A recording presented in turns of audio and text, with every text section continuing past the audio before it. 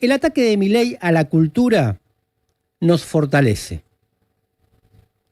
Eso dijo Pompeyo Audibert en el Pase lo que pase con Ernesto Tenenbaum y Reinaldo Siete Case el miércoles pasado, ayer, acá en Radio Con Vos.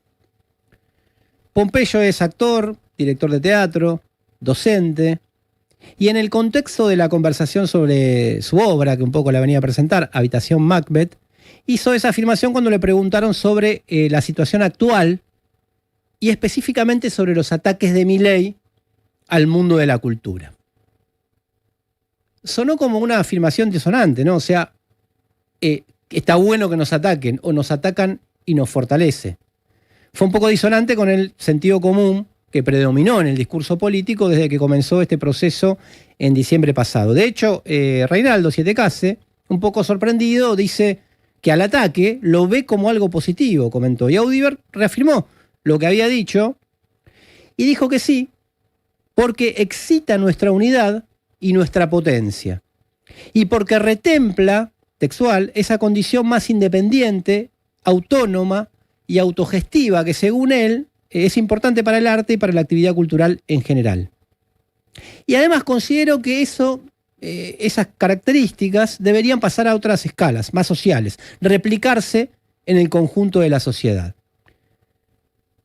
Cree que hay que recuperar cierto espíritu, que este contexto adverso, hasta cierto punto, ofrece una oportunidad para hacer esa recuperación. Inmediatamente me vino a la memoria una afirmación que hizo Sartre, el destacado intelectual de izquierda francés, que abrió un texto titulado La República del Silencio con la siguiente afirmación: nunca fuimos tan libres como durante la ocupación alemana. Ustedes recordarán, Francia estuvo ocupada entre 1940 y 1944 por la Alemania nazi. En ese marco se desarrolla la resistencia hasta el fin de la Segunda Guerra, etc.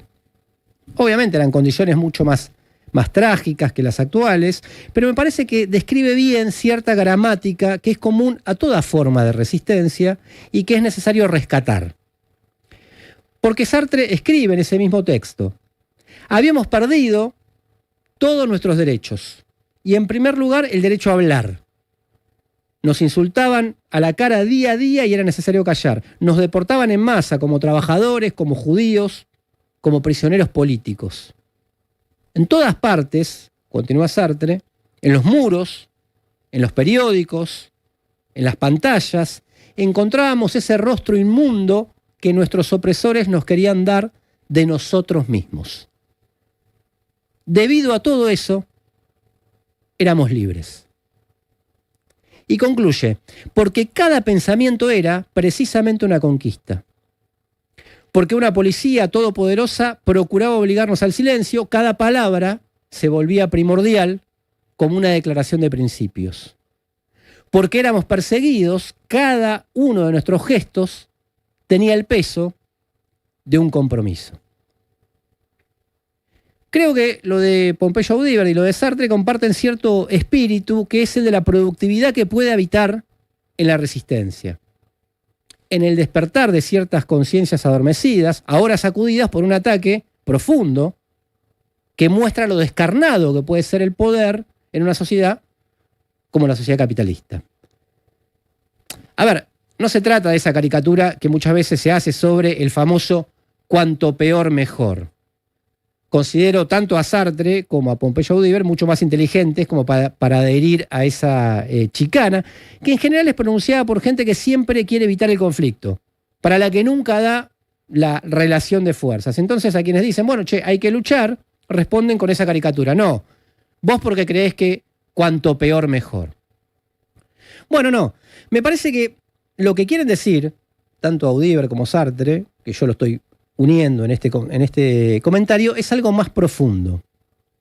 Dados que estas son las circunstancias inevitables de nuestro presente, la ocupación alemana en el caso de Francia, la ocupación, le pongo comillas, mileísta en el caso de la Argentina, no nos dediquemos solo a denunciar los ataques y el daño producido por nuestros adversarios o por nuestros enemigos. O para decirlo más simplemente, no nos aboquemos solo a llorar o a lamentarnos por lo que pasa.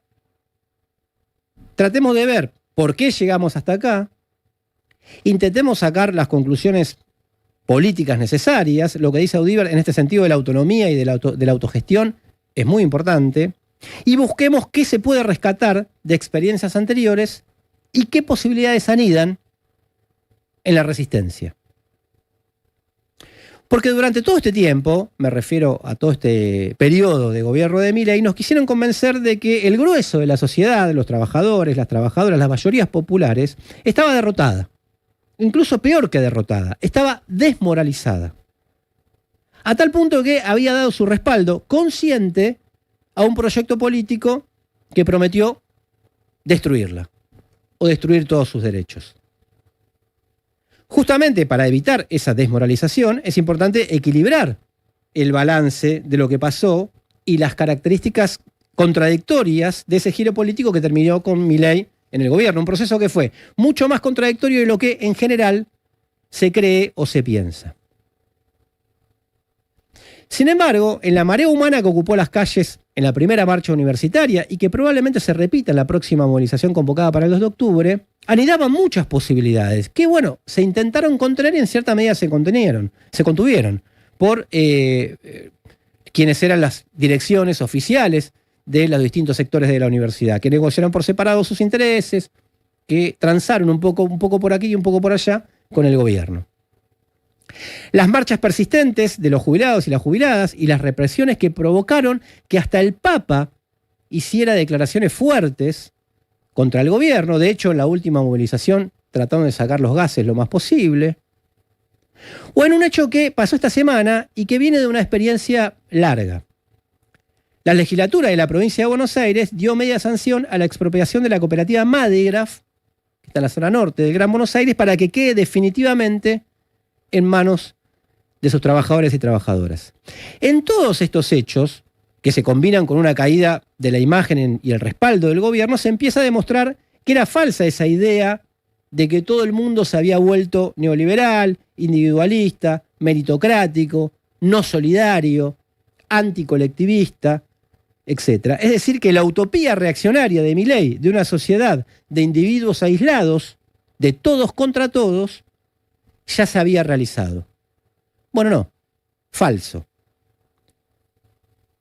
O sea, tampoco se trata de un elogio de la resistencia por la resistencia misma, sino porque en cada una de estas experiencias reside en germen la posibilidad de otra sociabilidad, la posibilidad de una sociedad diferente.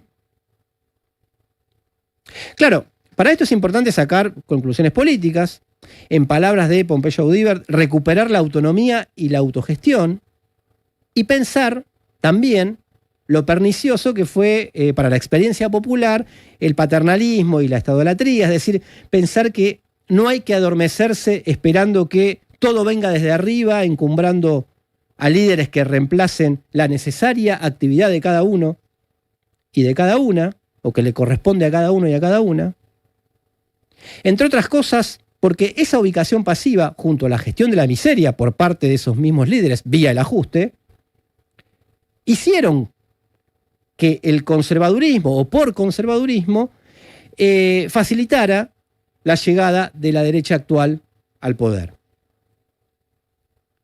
En síntesis, corresponde seguir denunciando todas y cada una de las brutalidades que este gobierno está llevando adelante contra todos y todas, pero también es necesario ser conscientes de que el ataque o los ataques pueden hacernos más fuertes. Que no te gane la indiferencia. Toma partido en el Círculo Rojo con Fernando Rosso.